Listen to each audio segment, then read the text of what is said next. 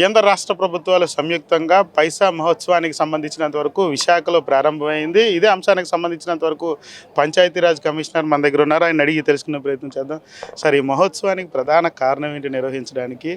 విశాఖలో first time నిర్వహించి ఏ రాష్ట్రాల నుంచి ఇక్కడికి వస్తున్నారు సార్ ప్రధానంగా? సో మీకు తెలిసే ఉంటుంది, పెసా అంటే Panchayat extension to schedule areas. అంటే ఏదైతే ట్రైబల్ ఏరియాస్లో ఉన్నాయో వాటిల్లో పంచాయత్స్కి ఏంటంటే నార్మల్ పంచాయతీ కన్నా కొన్ని ఎక్కువ పవర్స్ ఉన్నాయన్నమాట. కానీ ప్రాపర్ అవేర్నెస్ లేకపోవటం వల్ల వాళ్ళ పవర్స్ని కంప్లీట్గా యూటిలైజ్ చేసుకోలేకపోతున్నారు. సో గవర్నమెంట్ ఆఫ్ ఇండియా ఏమనుకుందంటే, ఇలా పెసా మహోత్సవాన్ని పెట్టి డిసెంబర్ 24 నేషనల్ పెసా డేగా ఆచరిద్దాం అనుకున్నాయి. సో దాంట్లో భాగంగా ఈ సంవత్సరం నుంచి ఒక్కొక్క సంవత్సరం ఈ పెసా డేని ఒక్కొక్క స్టేట్లో, మొత్తం మన దేశంలో ఈ పిసా అనేది 10 రాష్ట్రాల్లో అమలులో ఉంది. సో ఒక్కొక్క రాష్ట్రంలో అమలు చేద్దాం అనుకొని ఫస్ట్ ఆపర్చునిటీ ఆంధ్రప్రదేశ్కి ఇవ్వడం జరిగింది. మీ అందరూ చూస్తే కనుక లాస్ట్ 1 వీక్ నుంచి గౌరవ ముఖ్యమంత్రి వర్యులు, ఉప ముఖ్యమంత్రి వర్యులు అందరూ డైరెక్ట్గా దీన్ని సూపర్వైజ్ చేస్తూ డిస్ట్రిక్ట్ అడ్మినిస్ట్రేషన్ సపోర్ట్తో PR&RD డిపార్ట్మెంట్ దీన్ని ఇంప్లిమెంట్ చేయడం జరుగుతుంది. Already government of India officials కూడా వచ్చారు. సో బేసికలీ ఇది ఒక 2 days ఈవెంట్ అనమాట. ఈ రోజు రేపు 23, 24, 23 మెయిన్ స్పోర్ట్స్ ఈవెంట్, ఆర్చరీ కానీ కబడ్డీ కానీ, అండ్ అలానే స్టాల్స్ కూడా పెట్టాము. 24 మెయిన్లీ కల్చరల్ ఈవెంట్ అనమాట. సో అలా ప్లాన్ చేస్తున్నాము. So ultimate objective is to create more awareness. అసలు పిసా అంటే ఏంటి, పంచాయత్స్ షెడ్యూల్ ఏరియాస్లో ఏమేమి పవర్స్ ఉన్నాయి, వాటి ఎంపవర్మెంట్ ఏంటని మనం చాటి చెప్పడం కోసం ఇది ఒక IEC క్యాంపెయినర్గా మనం భావించవచ్చు. సార్, అయితే ఈ మహోత్సవంతో గిరిజన ప్రాంతాల్లో వాళ్ళ ఉత్పత్తులతో పాటుగా వాళ్ళ ఫుడ్ కల్చర్ను కూడా మైదాన ప్రాంతాలకు తీసుకురావడం జరిగింది.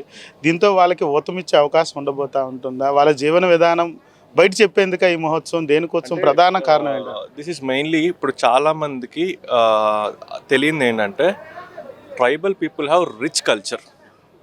ఓకే, వాళ్ళ ఆర్నమెంట్స్ కానీ వాళ్ళ డ్రెస్సింగ్ స్టైల్ కానీ it's a very rich culture అనమాట.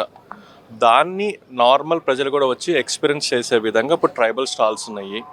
అండ్ ట్రైబల్ స్టాల్స్లో ఆర్టిఫాక్ట్స్ అమ్ముతున్నారు, లేదంటే కొన్ని హ్యాండీక్రాఫ్ట్స్ అమ్ముతున్నారు, డ్రెస్ మెటీరియల్స్ అమ్ముతున్నారు. So they can come and experience the rich tribal culture. ఇంకోటి 10 states నుంచి ఎప్పుడైతే జనాలు వచ్చారో, it's a very nice time for them to interact with each other. ఒక స్టేట్ నుంచి ఇంకో స్టేట్కి ఏమైనా లెర్నింగ్ ఎక్స్పీరియన్సెస్ కూడా తెలుసుకోవచ్చు అనమాట.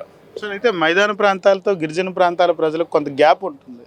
ఆ గ్యాప్ను ఫిల్ చేసే అవకాశం ఉండబోతుంది ఈ మహోత్సవంతో. ఈ మహోత్సవం అనేది మెయిన్గా పిసా అంటే పంచాయత్ ఎక్స్టెన్షన్ షెడ్యూల్ ఏరియాస్లో పంచాయత్స్ని స్ట్రెంథన్ చేయడం కోసం. అండ్ నో డౌట్ ఆ మీరు గ్యాప్ ఏదైతే చెప్పారో అది లాస్ట్ 30 years నుంచి చూసుకున్నట్లయితే గ్రాడ్యువల్గా తగ్గుతూ వస్తుంది. అండ్ ఇప్పుడు ఎవరైతే జనాలు మనకు వైజాగ్ నుంచి వస్తున్నారో they are better appreciating the rich culture of tribal people. And మీలాంటి మీడియా కనుక సపోర్ట్ చేస్తే నో డౌట్ మీరు చెప్పినట్లు మైదానం ట్రైబల్ మధ్య గ్యాపే కాదు, ప్రతి గ్యాప్ని మనం తగ్గించే అవకాశం ఉంటుంది. Thank you.